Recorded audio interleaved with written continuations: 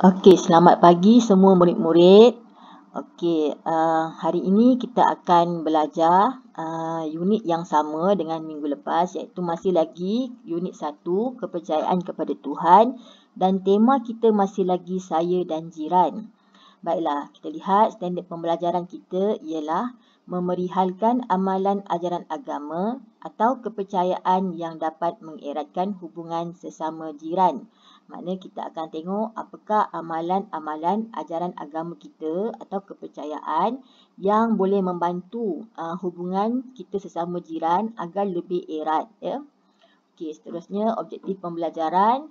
Murid boleh memahami apakah amalan ajaran agama atau kepercayaan yang dapat mengeratkan hubungan sesama jiran, dan kriteria kejayaan. Murid dapat menyatakan sekurang-kurangnya 4 amalan ajaran agama atau kepercayaan untuk mengeratkan hubungan sesama jiran dengan betul. Bermakna kamu mesti menjawab soalan sekurang-kurangnya 4 betul, ya. Baik, pertama mari kita lihat apakah yang dimaksudkan dengan jiran.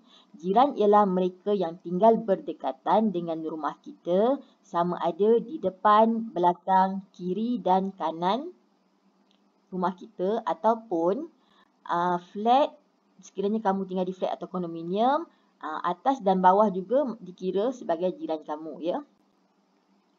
Baik, seterusnya murid-murid. Okay, amalan ajaran agama dan kepercayaan agama untuk mengeratkan hubungan antara jiran.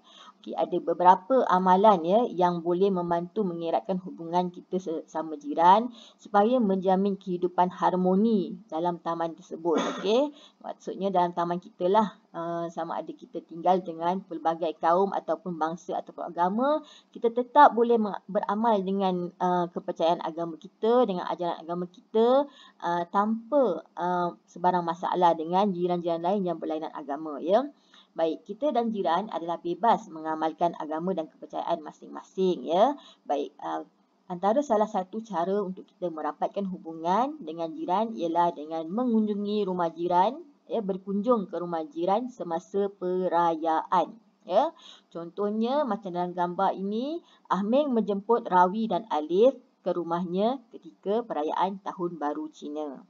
Okay, seterusnya murid-murid, selain daripada berkunjung ke rumah jiran semasa perayaan, kita juga boleh mengadakan gotong royong membersihkan kawasan tempat tinggal.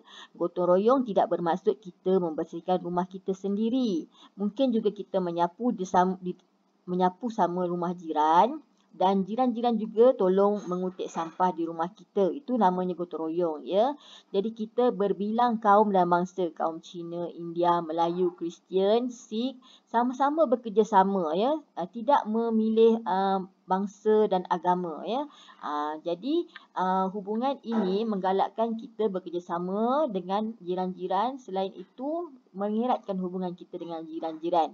Contoh dalam gambar itu, keluarga Ahmad, Ahmeng, Laura, Rahul dan Krishna sedang tolong-menolong dan bekerjasama bergotong royong membersihkan kawasan rumah mereka.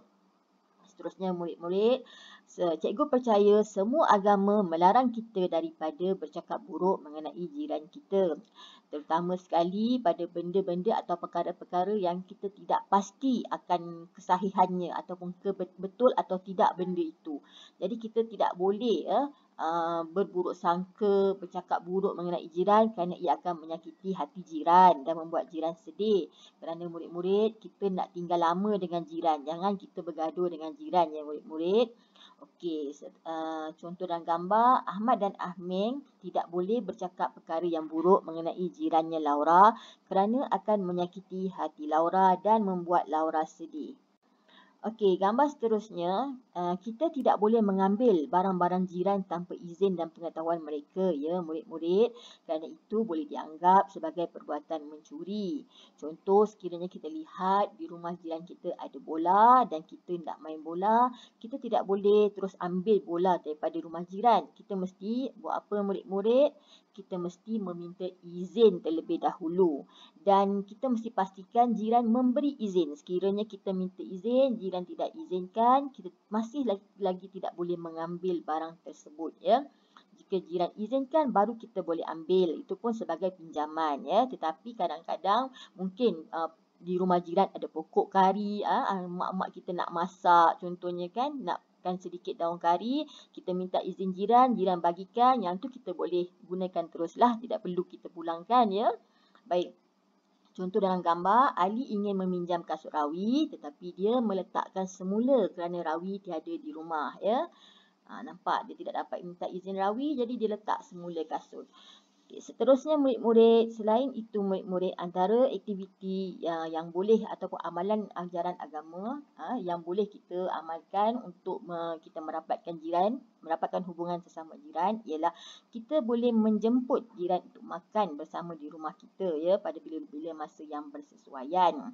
Tapi kita kena pastikan kerana sesetengah agamanya melarang mereka makan sesetengah makanan. Jadi apabila kita hendak menjemput mana-mana jiran, kita supaya tidak menyinggung perasaan jiran, kita mesti pastikan apa yang jiran itu boleh makan dan tidak boleh makan.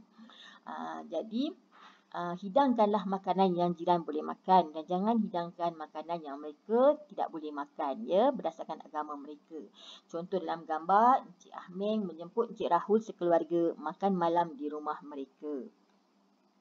Baik, dan yang terakhir murid-murid, setiap tahun kita maklum kita akan menyambut perayaan kan murid-murid. Okay, ada yang menyambut perayaan Deepawali, ada yang Christmas, ada yang Tahun Baru Cina dan ada Selamat Hari Raya dan juga perayaan Wasaki bagi kaum Sikh.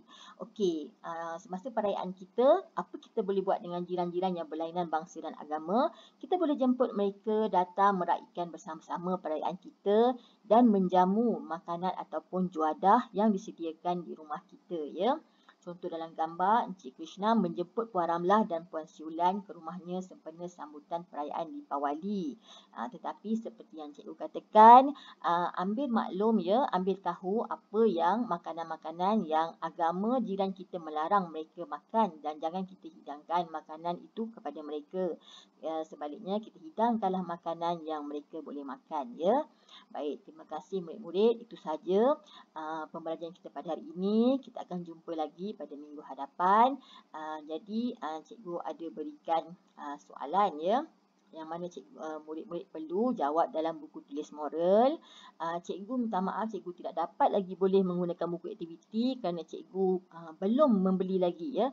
Pada hari Khamis minggu lepas cikgu sudah pergi ke kedai buku, tapi buku pendidikan moral tahun 4 buku aktivitinya telah habis ya. Jadi selepas cikgu dah beli, nanti kita akan buat buku aktiviti ya murid-murid.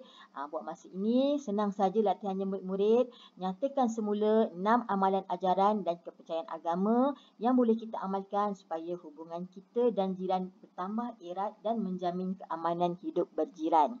Okey, murid-murid, kriteria kejayaan sekurang-kurangnya daripada 4 yang kamu senaraikan ini, 4 mesti betul ya murid-murid. Kalau tidak, murid-murid perlu rujuk semula nota yang cikgu berikan tadi ya. Baik, sekian murid-murid. Terima kasih.